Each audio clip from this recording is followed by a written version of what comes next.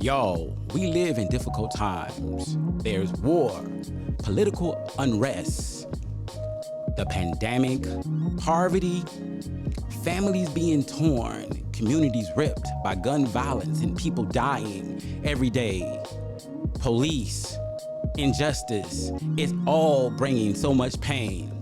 But y'all, we can look inside our minds and we can understand who we are, become better, and do this thing like we've never done it before. But it all starts with our mental health, and I know we can do it.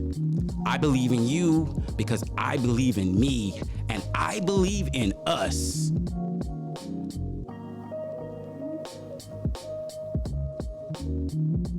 Hello, and thank you for joining us again for another episode on trauma. We are caged because of our pain, our sadness, and our anger. We want to break out of the cage. And in order for us to do this, we have to understand that when we've been traumatized, we have to change our frame of reference so we can see life and things in different ways. Because all that pain, all that suffering, we don't have to live like that.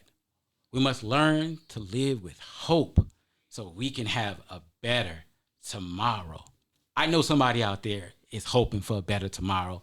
I know things might seem crazy right now. We got a war going on. I know there's inflation and all this stuff going on. It seems like nothing's going right. But y'all, it can get better. In this discussion with me and Niesha, we're going to talk a little bit about relationships and trauma and how trauma keeps us caged in ways that impacts our relationships in negative ways. Niesha, what you thinking? What I'm thinking, I got a question for you. I know you usually ask me a question and I answer it, but I got a question. So if we're talking about relationships, right? Mm-hmm. Even though relationships can be a coworker relationship, be a relationship with a family member, a neighbor, but I was thinking about a situation where I worked with an individual who had been sexually abused by a family member, and she ended up giving birth to a baby. So now her baby is also it's complicated, right? So you have like this complex PTSD, and then the baby goes into foster care. The person who raped her goes to prison. And so it's a complex relationship here because your baby, your child, is also your brother, right? So then if you think about it realistically, when she grows up to be an adult, what do you think is like the prognosis of her being able to grow up and have like a husband or even a wife, a significant other, and a healthy, nurturing relationship, and the probability of her being able to have more children in the future? It's a very complex situation I explained to you, but what are some ways around that? Like, is it like, oh my gosh, this is it for her? Or as a counselor, what are some things that you could do to help her be able to heal and treat that complex? Well, I think with someone who has that type of experience, I think it would be important to start early in intervention and begin to help them build a life narrative of affirmation and hope. Okay. So we're speaking to this story, this narrative that would seem very odd and different, complex, confusion. And so this individual is going to learn the norms of society, them being able to affirm her having a therapist or a support system where she gets they're going to be exposed to that. So obviously the individuals who are raising this person, affirmations around who she is and what she's gone through, normalizing. What I would be careful to do, though, not to do unless it really became an issue, is try to automatically put off on her the feeling that she should be traumatized. And the reason why is because she grows up in an environment where she has supportive people and she's being nurtured and cultivated and she's being able to do things and she's esteemed. She may never really associate herself being in a problematic place so much. Okay. Because she had a different type of experience. Now, from society, she's going to get this message at some point. And when she gets this message, depending on how she was nurtured throughout the process, she might have some level of emotional resiliency. Yes. So that she might be able to work through it without it having too much harm. But if she doesn't get any of that, say people just don't talk about it, we don't talk about it in therapy. Mm-hmm. One day she finds out all this stuff, it's like, boom. Gotcha. Okay. So, I think sometimes when children and individuals have had some traumatic experience like that, we have to be able to understand the importance of the drip drop and cultivating an experience in messages that allow them to be affirmed and cultivated as we also tell them their story around these things. But in the end, giving them the possibility of the hope that they can still have a good life. Okay. So they're not condemned. Right. It's about the reactions of others.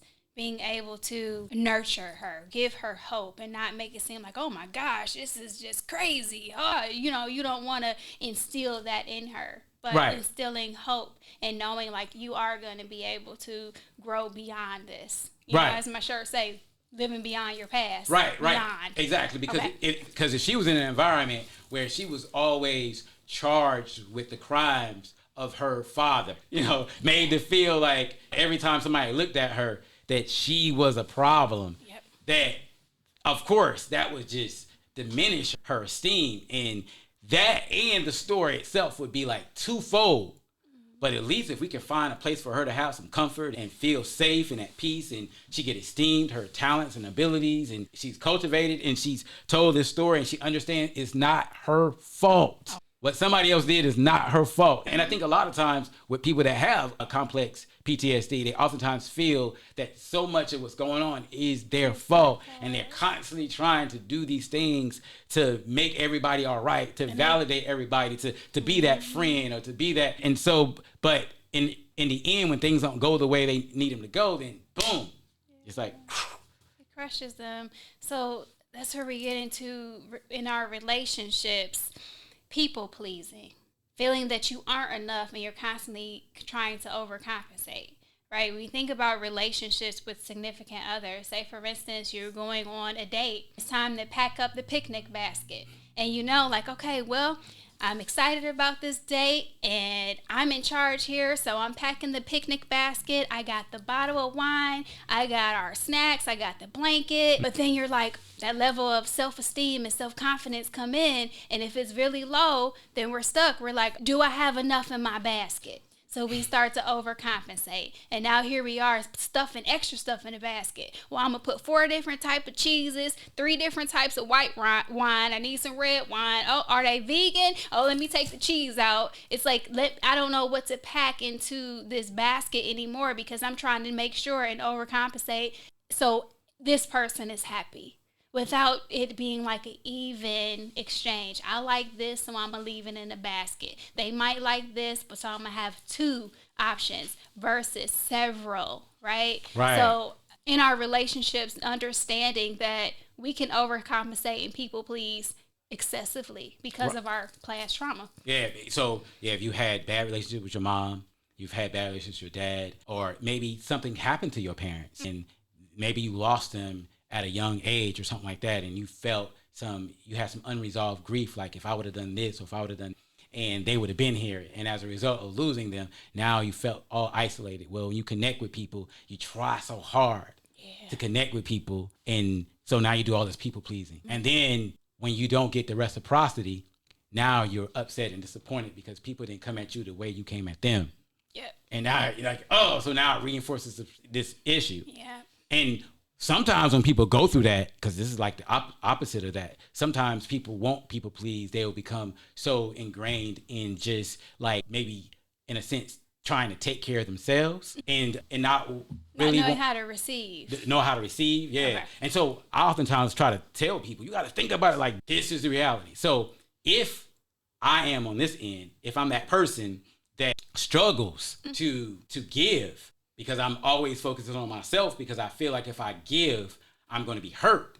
understand that when your hand is balled up, Ooh-wee. when your hand is balled up, it's hard to put something in it. Yes, it is. Your hands got to come open first. So in order to have real relationships that actually can grow and get better, we have to be open to giving somebody something, because relationships require some type of reciprocity. There's not too much in life that we can expect to happen good without some type of interaction. Most things in our world is cause and effect relationships. Yes. You put a plant over there and don't give it no sunlight and don't give it no water and see what it's going to do. It's not going to grow. It's not going to grow. But we can't blame the plant. We can't, because we didn't nurture it. We could be like, plant, you won't grow. What's wrong with you? Yeah, so you have these people who are the people pleasers who try real hard to please other people, and they're not aware of them. They become detached from themselves, just trying to please other people, and they end up not being happy. But on the other end, like, you have people who become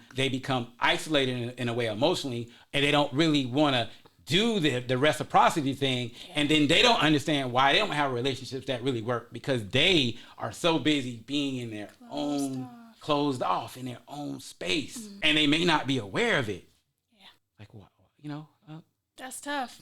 Yeah, the awareness, the awareness. Lack of awareness, because as human beings, we strive for relationships. We aren't created to be alone. So they want to, internally, they want to connect with other people. They want to be in relationships and have friendships, but they're like, I'm so closed off and I just don't know how. When people get close to me, it's uncomfortable. Right. So we ask, well, what are you doing to provide people that space to even come into, your space? How are you starting to open up? Are you increasing your eye contact with people, right? Showing like, I'm friendly. Are you smiling? Are you setting aside time to be intentional about your relationships? Say that again. Intentional. Yeah, you have to be intentional about your relationships. Oh, they're just gonna happen because they are. And so that's when we get into that grandiose kind of stuff, right? They are, but like, I don't have to do no work to make them actually be good. Yeah, so we gotta put in the work. Yeah, we gotta put in work with relationships. And I think one of the challenges that people have when they've experienced trauma is communicating. And when I say communicating, I don't mean when I tell you something, you hear what I'm saying. I'm going deeper. Perception. Okay.